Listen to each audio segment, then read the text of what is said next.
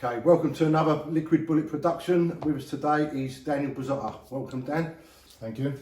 Can we just start with how's the lockdown been treating you? What have you been up to in that?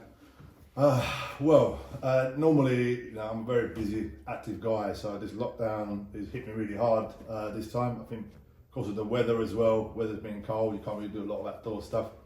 But I've been doing as much as I can, try and keep busy. I've got a little studio in my house, cardio, a bit of fitness, but as much as I can really.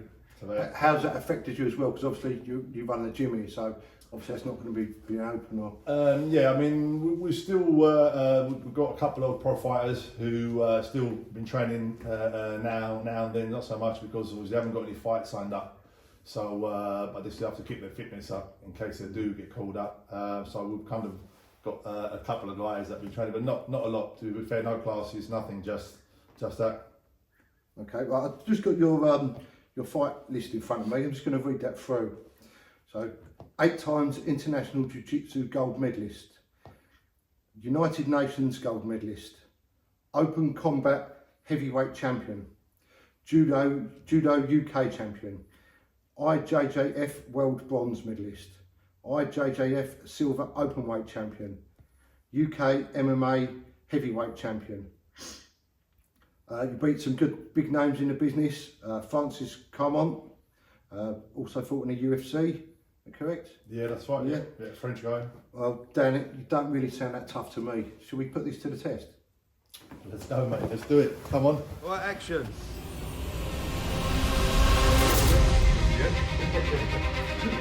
My domain.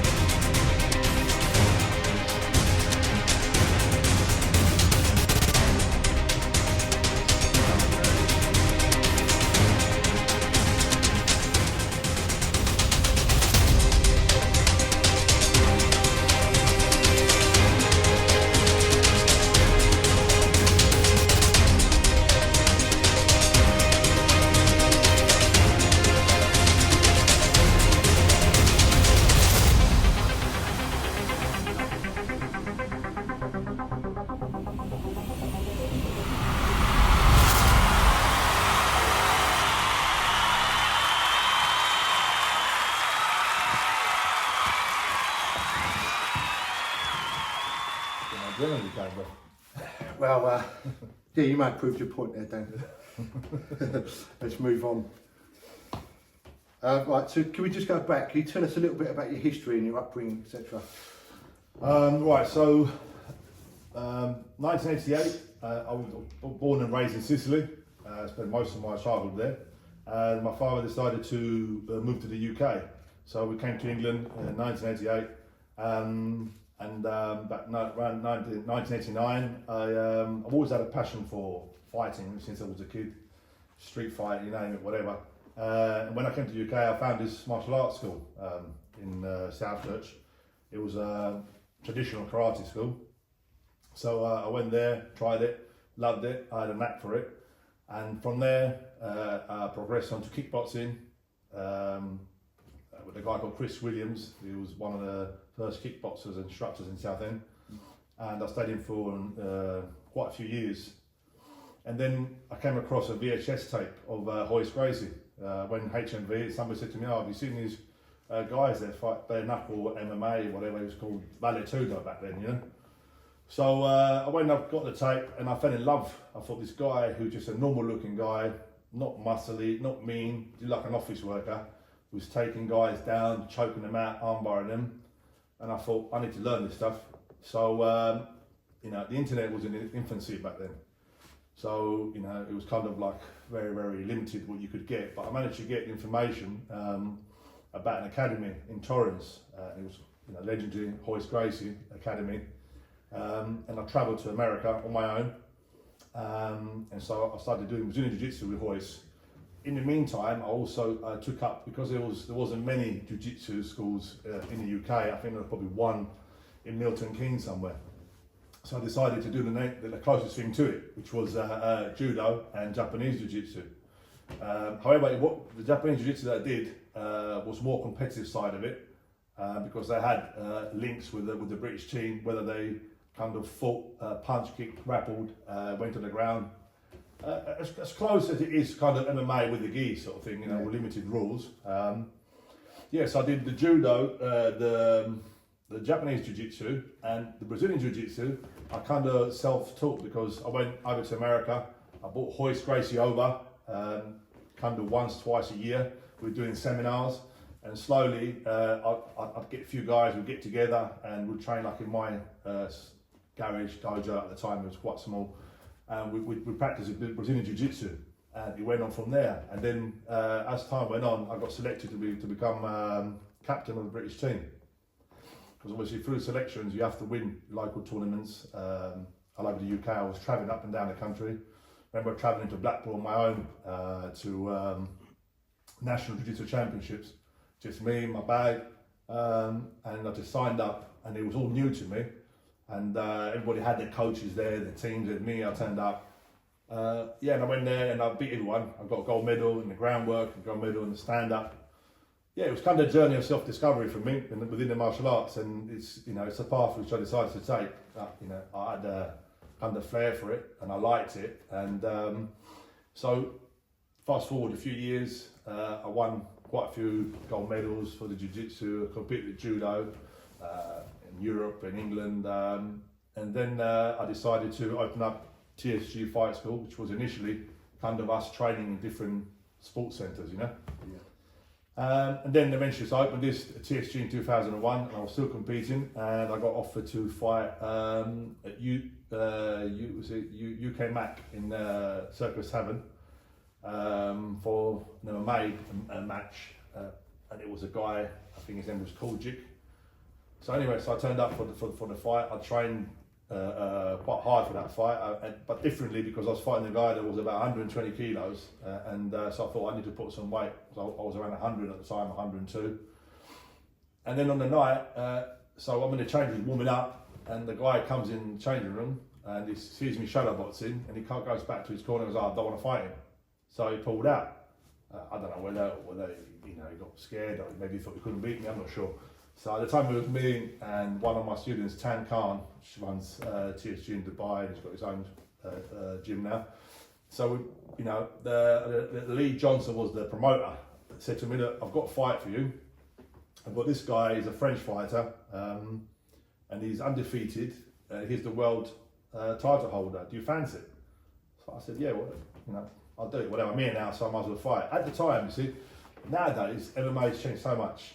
Everybody's like worried about the kilo. Everybody's wants to know everything about the opponent. Back then, it wasn't. There was no glamour. It was pretty much like lock, stock, and two smoking barrels. Yeah. You kind of you turned up. You didn't know your opponent. Yeah, it's him over there in the corner, and you fought. And a lot of people that used to fight, they used to fight because they loved the fighting side of it. It wasn't. There was no money in it. You didn't have no fancy shorts or fancy wear. You turned up with your ripped shorts, given a gum shield. There's your gloves, and you fought. So I got given this opponent, and he was completely different to what I trained for. He was quite tall as me, very wiry, ripped, like 6', very athletic, and very quick. But also, what I must say is, in that fight, he greased himself up with oil or Vaseline, whatever. To make it harder to grab and... Yeah, so basically, the belt went, and I think we both threw like a right hand. Well, mine missed, his connected, and it hit me bang on the chin. It's one of the hardest digs I've ever had, because I remember thinking it was like a shock, a powerful guy, bang, and I took a step back, and I went to lock him up, and he picked me up, and as he slammed me, I reversed him, and I turned him, and I gave him some shots. Anyway, we had a brief exchange on the ground, and we got stood up. Yes, at one point, that's it. I had him in the submission, and he kept holding on to his gloves, so he was, sort of trying his best not to lose. And then we got stood up, and again we've exchanged a few blows, and I managed to secure a guillotine, and I tapped him out. But at the time, also, I didn't realise that the referee was his coach as well. So I wasn't just fighting the fighter; I was fighting the referee as well, because a few things he did that like he was trying to slide out the ring, and he was just doing a couple of. Just to talk about that fight, so you was already set for one opponent, and then who wasn't a champion, he was just a normal guy like yourself, and then you on the night got changed to fight world champion, basically. Exactly, yeah. So how did that make your confidence feel? Was it nervous or? To be honest with you, no, I wasn't nervous, because like I said, back then I was young, I had a lot of testosterone in me. I've always been a fighter all my life. I'm not, I've never done it for the thrills or to impress others, because I liked it. And I just come back from America. I've been training at the Gracie Academy for a few weeks, so I was fit. I didn't really care, to be honest. I trained hard. I had a big crowd on Southend. I had about 150 people come to watch me. And I thought it's showtime, I didn't really even enter my mind the fact that the only downside to that fight was that I was supposed to fight at 9 o'clock. I ended up fighting at half past 12 at night. I was just constantly warming up for 2 hours. By the end of it, I was just angry. I just wanted to get it over and done with, Just. But the adrenaline starts to wear down as well. Yeah, if you're fired up. Exactly. Yeah, and like I said, there was no footage of him fighting or anything, so I had to go get in there and just get the job done. Yeah. So just going back to what you said about you watching the DVD of Royce Gracie, is that what inspired you mainly to go down this path? Yeah, I just thought, like I said, I trained all my life, different discipline. I sparred with all different guys, boxers, karate guys, kung fu guys. And I'm a martial artist. I fight in the martial arts. I love the martial arts. Whatever it is, it doesn't matter. Any style, I love. If you're good at what you do, I love watching it. And I try and take everything, something from everybody, from each style, So when I discovered Royce Gracie, I just, as most people are, you have this misconception that to be tough, you got to be like this. You know what I mean? Muscle that, and that when I was younger, that was kind of you got to train hard, you got to be tough. But then I looked at Royce and I thought, this guy, man, he looks like just like an office worker, and it just unscathed, and the way he made it so effortless. It took a guy down, controlled him, armbarred him, chucked him, and you're talking about a guy that is like 180 pounds and is, it's no muscle bound.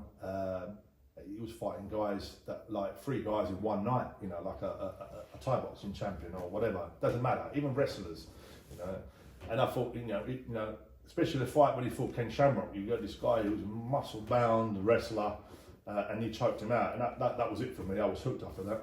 Yeah. Can you just go a little bit of sort of Royce is quite a big name with the whole family, aren't they? Yeah. Just give us a little bit of history about him for the viewers that are not quite known to him. Well, Royce Gracie is obviously probably the most famous martial artist on the planet at this time, of this era. He comes from a big family. His name is Helio. They exported the Brazilian Jiu-Jitsu from Brazil to America. They're the actual founders of the UFC. Originally it was there, the UFC, they owned the UFC. And they went around proving that a lot of those styles were not very effective.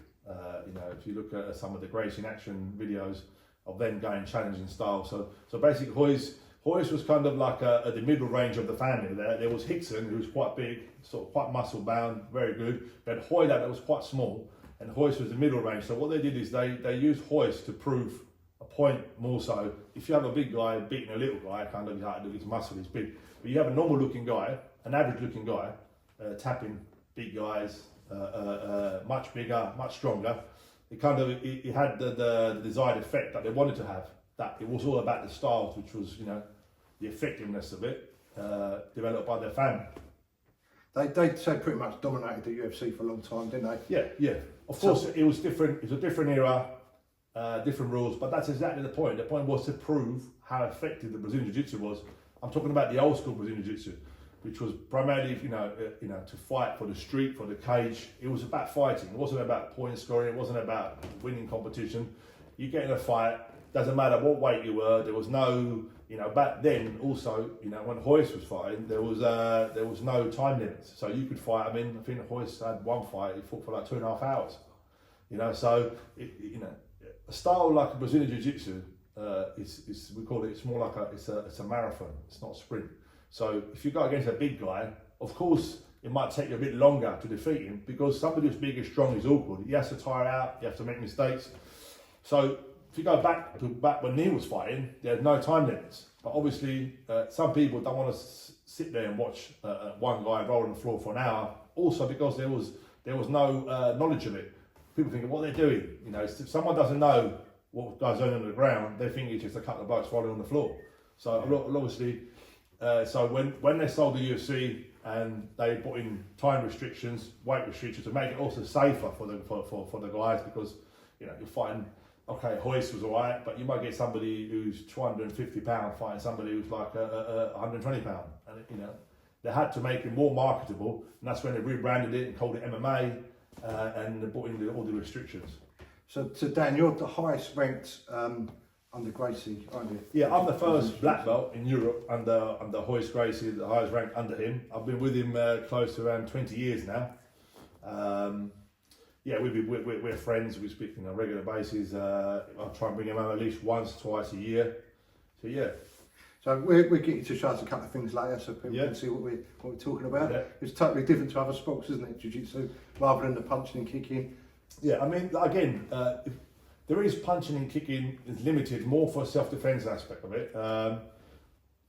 It's not like karate. It's not like Thai boxing, but they do punching kicks to close the distance, to defend the kicks, but primarily it's about taking your opponent, putting him on the floor and finishing him off, taking him down. And the reason they do that is because a lot of people don't understand why they do that. So well, I'll tell you why they do it. The reason why you take an opponent down is to first of all is to limit the amount of damage that you sustain standing. If you get in a fight with somebody, you get in a fight with Joe Blogs, I don't know nothing about you, right? So you could be a boxing champion, you could be just a nobody, but if me and you start swinging, it becomes 50-50. Now, it doesn't matter whether you're a boxer or not. If you're a big guy and you're swinging, you can generate a lot of power. And somebody catches you on the chin, you're going to go down. So what happens, when you take an opponent down, what you're doing is you're limiting the amount of damage that you sustain standing. So the way to explain it to you is if you go in the punch bag, and I say, look, you hit the bag, and you go there and you hit the bag, you generate a lot of power, right? Now, if you do it on your knees, your power is already, half the power is gone. And that's the idea of taking an opponent down, is to take them down so you're already halving the damage that you can sustain in the fight. Yeah, got it. So you take them down and then obviously you finish them off, whatever. But that's the reason, and that's the why you want to stay pretty. Can you talk us a little bit through your fighting history? So originally you was the captain of the British Jiu-Jitsu team, Yeah. So basically, I got selected to be. So I was winning a lot of the local tournaments in the UK, and at the time they were forming a team, the IJJF for UK, and I went for the selection in Hertfordshire, and I had to fight all numerous guys from Liverpool, from different parts of Great Britain. Yeah, and I won. So I won that numerous times, and I got selected, and then I got selected to become the captain. And at the time, we had quite a big team. I mean, there was quite a lot of people that since then went on to become successful MMA fighters. There was a girl, I think it was Rosie Sexton. She went on to become quite a household name in the UK. She was on the British team at the time competing. Yeah, so basically, I got selected, and I loved doing what we were doing. We were competing. We got to fight. I fought in South America. I fought in Uruguay at the World Championships. I fought in Italy, all over the place, really. I forget his name now, but I've seen a photo of you fighting in the jiu-jitsu with the one of the UFC fighters from years ago. Is his name? I can't think of it. His name is Renko. That's Renko Pardal, the Dutch. Yeah, he was a massive guy, and he was a household name. He was like, I think, I don't know, 6 times international jiu-jitsu judo champion heavyweight. And when we went to Italy, that was in Genoa too. I think it was in 2000. And yeah, so basically you turn up and it's like all done like in a hat. A little ticket comes out and you get, they announce your bracket. So anyway, so I thought, I bet you I'm going to get the toughest guy in the division. And lo and behold, the guy did the ticket out the hat, and he's like Holland versus England. And I thought, okay, well, it is what it is. I wasn't, like I said, to be honest with you, I was the underdog. And in my heart, I knew I could win and I could beat him, because I trained hard, and I just had this image in my mind that I could beat him, because I thought, him being so big, he's not going to be as agile as me, because I'm not the biggest heavyweight. I'm around about 100, like I said, 103, 104, about 6.5 stones, and these guys are 21 stone, 22 stones. So they're going to be tough in the grapple. So when you're wrestling against it, because they've got so much weight advantage, they're kind of like immovable objects, So I thought, I'm just going to move around and just punch, kick, move, punch. Yeah, and when we went, so we met on the mat, and I beat him fair and square. He was quite disappointed, as he would be. When you actually fought him, had he already been in the UFC then, or was that later on that he'd already been in the UFC? He'd already been in the UFC. He'd beaten. He's a legendary fight that most people remember. The early UFCs, when he elbows a guy, it's Orlando Veit. It's like some Thai boxing champion who knocks him out. They showed that for years. And he'd done like 4 or 5 elbows, didn't he? Yeah, the guy was out. Yeah. So. Yeah. So what's been your toughest MMA fight? They're all tough, mate, to be honest with you. I would say probably the toughest, is probably Francis Come On. Purely on the fact that I train completely different for a different opponent. I trained to fight a massive guy, heavy, and I put a bit of weight for that fight. I thought, I'll use that weight, for getting the clinch, and end up fighting against somebody completely different style, quick, wiry, technical. So yeah, I would say that was probably the toughest fight. Yeah.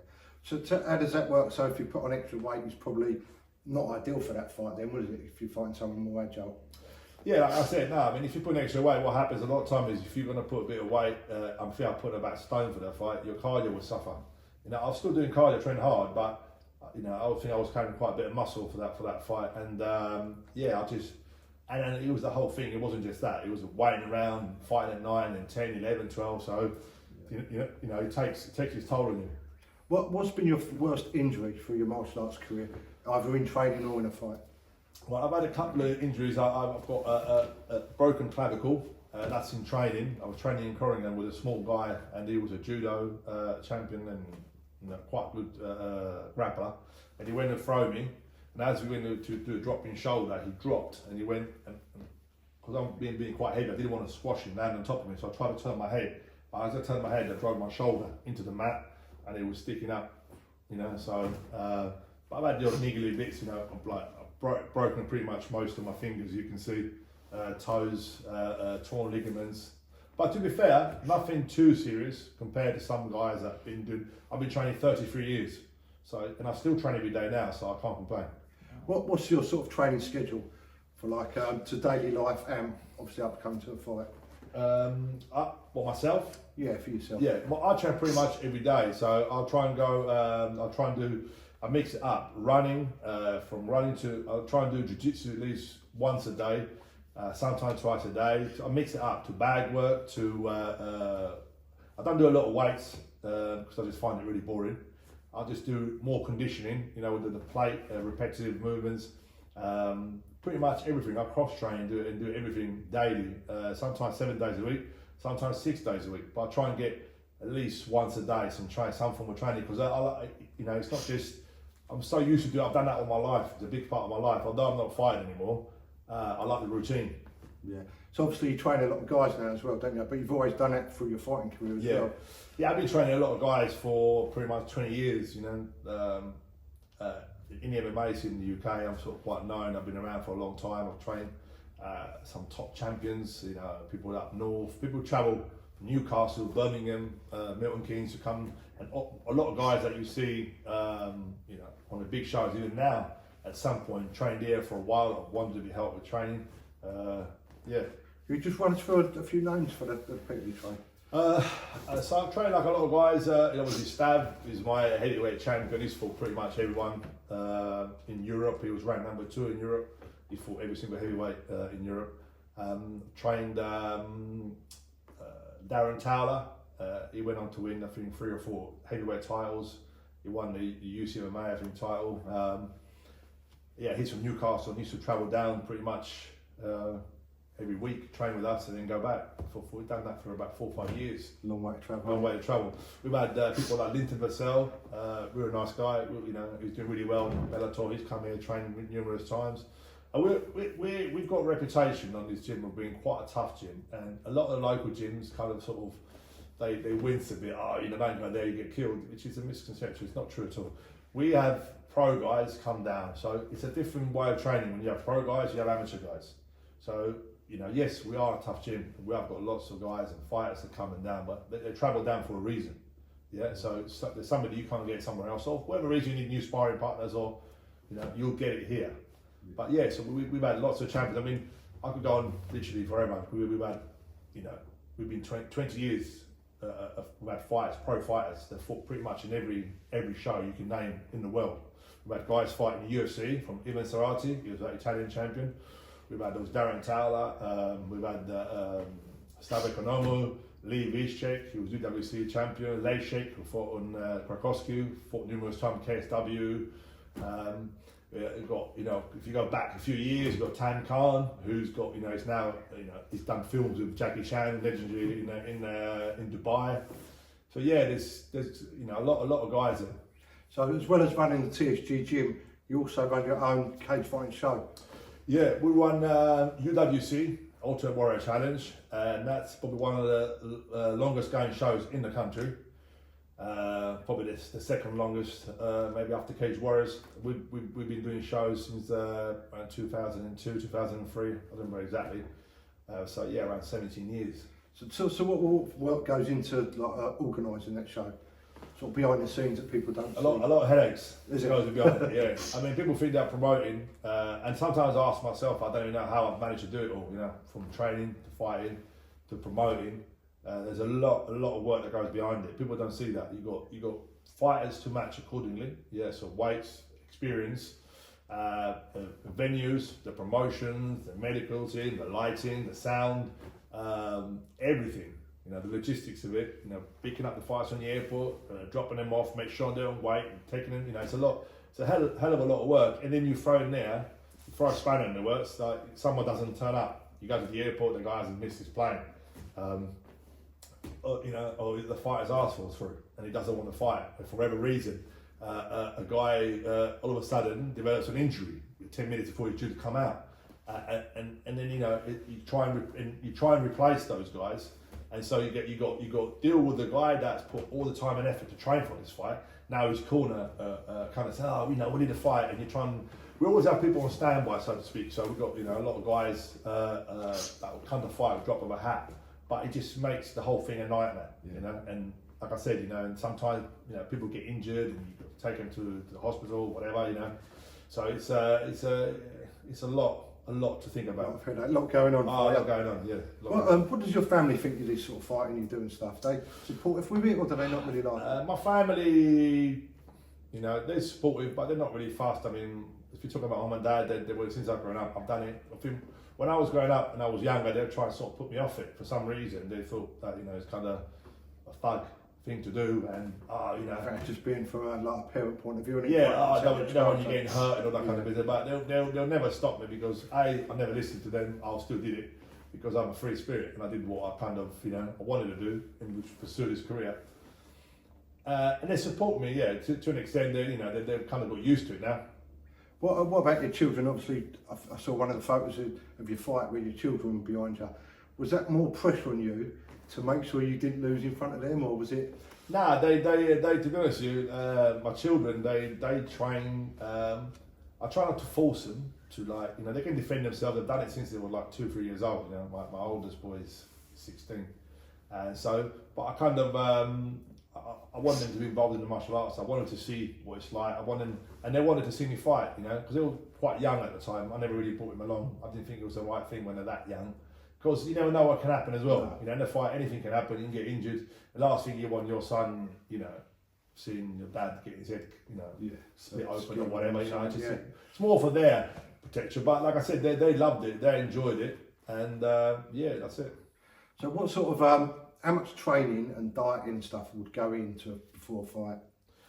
Well, it all depends on who and who is that's fighting, because you get guys that kind of like train all the time and they're pretty much on weight, and you get guys that fluctuate. You know, they'll go down from let's say 84 kilos, 85, they have to be down to 77. So it's down to the individual. Some guys put on a lot of weight and they'll have to cut down a lot, but some guys will be 2-3 kilos out.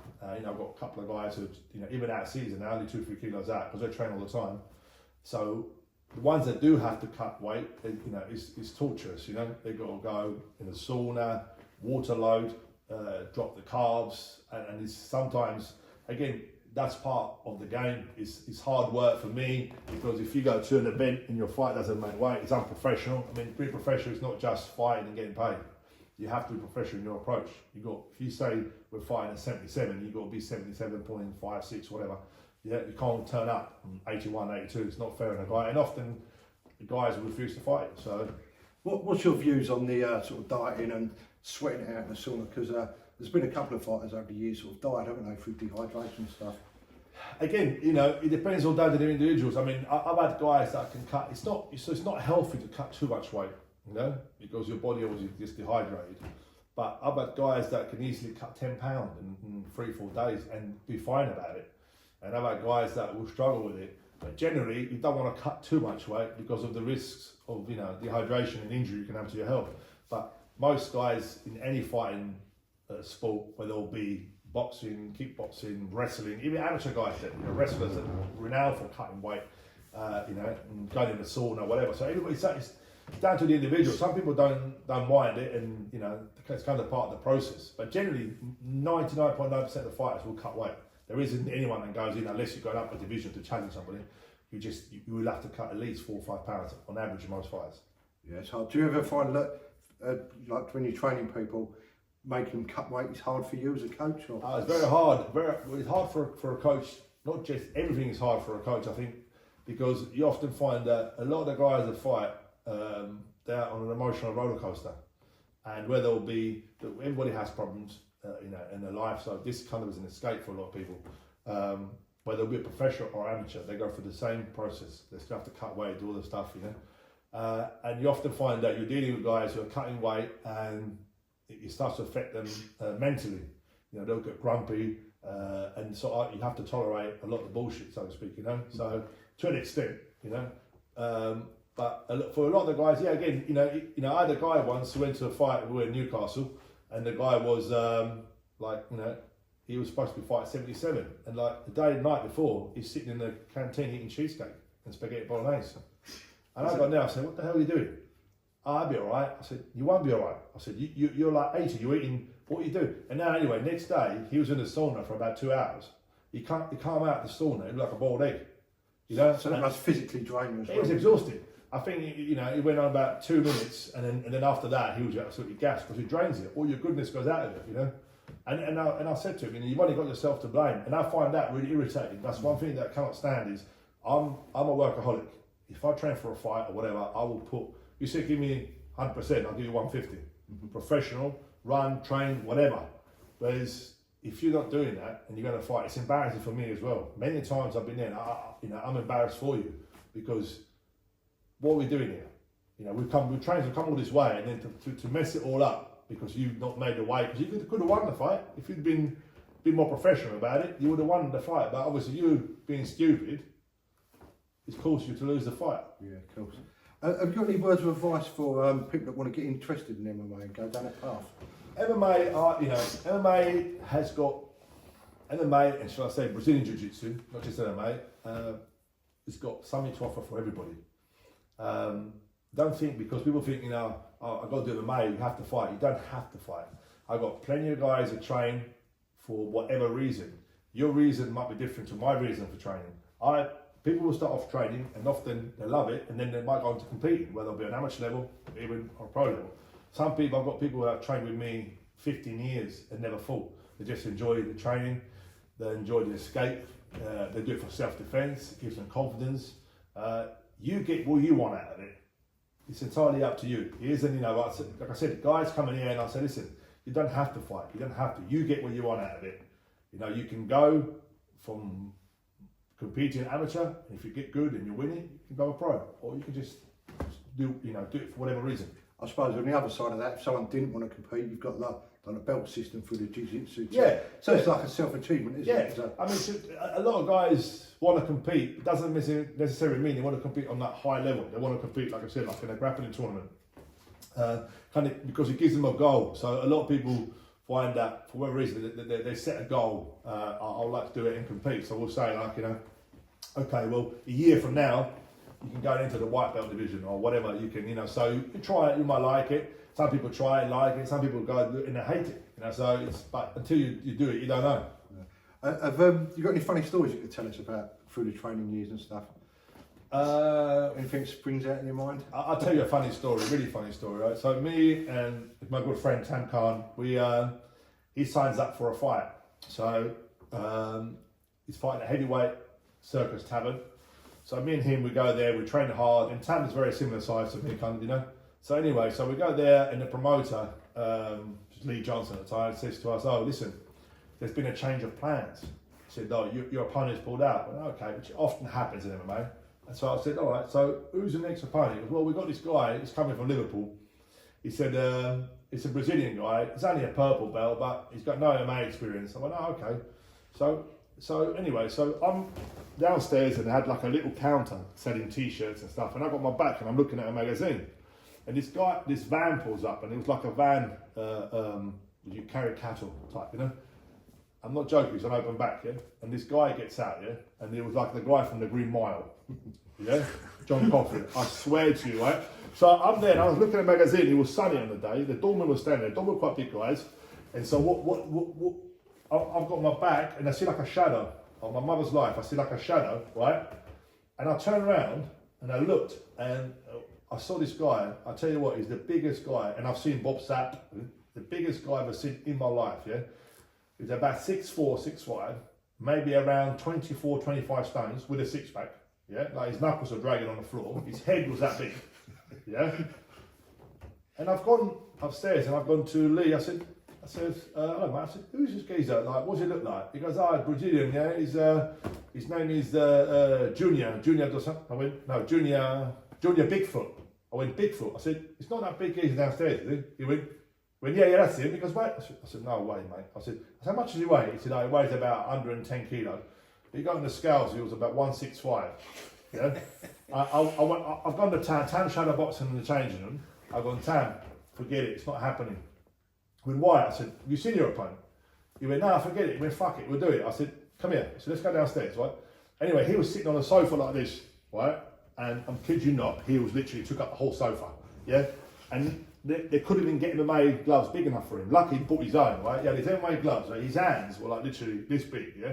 He had like size 18 feet. I said, Sam, you realise that geezer? I said, he's like a gorilla. I said, he's massive. And I've seen him move. I've just seen him in like shadow boxing in the background, and he was fast. He was really quick. He was powerful. I went, no way, it's not happening. I said, when we went downstairs, so me and Tam saw him, and Tam agreed. We were like, fuck me, this guy's huge, right? So anyway, so what they did, I said, no, Lee, it's not happening, mate, forget about it. We went, all right, don't worry about it. I got someone else that was take this fight. And there's a guy called Tengiz Tedros. And he was like some Greco-Roman champion wrestler, some sort of Georgian champion. He'd fought MMA. He'd fought loads of guys, and honestly, loads and loads of MMA experience. Big tough guy, good wrestler. So we're now, let's go watch this fight. Anyway, so as the evening unfolded, we watched the fight. Tengiz comes out, he's shadow boxing. Junior comes out. Well, he's got a flag, you know, like a Brazilian flag, and he's like a tea towel on his shoulders. It was looked about this big. This was a fully massive flag. That's how big it was, yeah? This was even before he went to UFC, so it was even big at the time. You'd have to cut weight. Comes out, anyway, and I think as the bell goes, he gives Tengiz, I think, like a 1-2, and Tengiz is a world champion wrestler. He tries to wrestle him, he can't do it. So he just picked him up. Antonio picked Tengiz up, slammed him on the floor, took his back, and as he hit him with a shot, he spun him round. He hit him again, spun him round, he was out dead. And I said to Tam, now you know why I didn't put you in that fight. But literally, he destroyed him, demolished him in, I think, in under a minute. And this guy was a household name and a face in the UK with experience. And I said to him, he went, oh, I can't believe it. We both laughed at the time. But obviously that is my job as a trainer and a coach to protect my fight. I could have gone, yeah, because you sold a lot of tickets, go and fight Tam. But and then at the end of the day, no, you know, giving away, we were probably giving away, like, I'm not joking, about 8-9 stones. Giving it of muscle, experience. Nobody knew nothing about this guy. He came from Brazil. He was training at the Wolf Slayer, you know. So and the funny thing about it, in his corner he had Michael Bisping, because I was there and I thought that's Michael Bisping in his corner. So he came from a reputable gym. Yeah. And that was one of the funniest stories. We still laugh about it now. I said. So he's actually the guy that fought in the UFC, beat Alistair over him, isn't he? Yeah, he beat loads of guys. I mean, he was like, he beat some household names. He was and not only that, when he was in the UFC, he had to lose about something like 70 pounds or 80 pounds. So he was always big. He was nowhere near as big when he fought in the UK. Because in the UK, he was like open weight. And to this day, I kid you not, I've never seen a man so big move so fast. Unbelievable. I mean, he made the cage look small. Dan, is there anything you want to talk about with promoters or sponsors, etc.? I mean, we've got a show, hopefully, as soon as we're allowed to do shows again, UWC, hopefully at some time, maybe after the summer. Anyone that wants to fight or compete or promote or sponsor the show to get in touch with us. And if you want decent food, you've got Il Pescatore in Queens Road. That's my Italian restaurant. So that's where all the fights normally refuel. Come and see us. I'm sure Roy would like to try that one out yourself, wouldn't you, Roy? Definitely. Oh, David, tie that up there. Thanks for coming. You're welcome, mate. Thanks, Cheers. Dan.